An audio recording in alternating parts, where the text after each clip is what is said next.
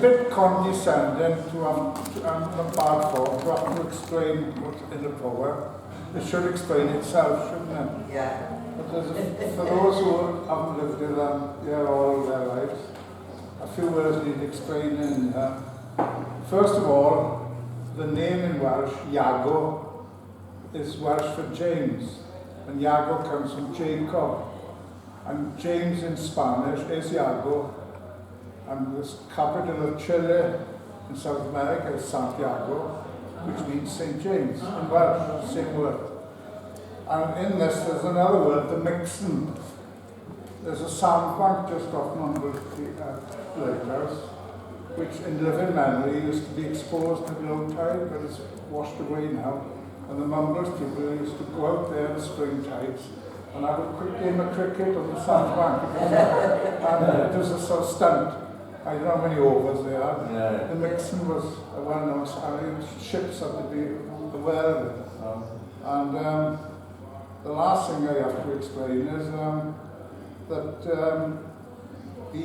as you know, Swansea was copperopolis.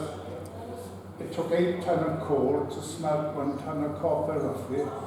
So it was easier to bring the copper to Swansea where the coal was and take the coal over to Cornwall, where people like Mr. Holder had a copper.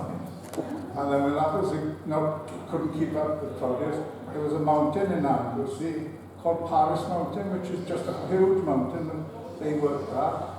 And then when that ran out, they worked out in Cuba and Mexico. And there's 3 pubs in Swansea named after this trade. There was the Mexico Fountain, the infamous Cuba Hotel, and the Cape Horner.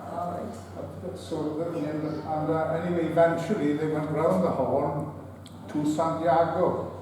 And there was a famous tragedy there with a cathedral caught fire in Queen Victoria's time. And the bells came crashing down, and several hundred in the congregation were killed. And somehow the copper traders from Swansea acquired the bells of the cathedral, massive. Now whether they bought them or stole them, I don't know. They brought them back to Swansea to melt them down in the copper works, the cathedral bells. But luckily they survived, and they were taken to All Saints Church in Mumbles. And only recently, after over a century, they've given them back to the Chilean nation. So this poem is just touching on us. So I've explained the poem now. So I shouldn't have had to, but if you didn't know what mixing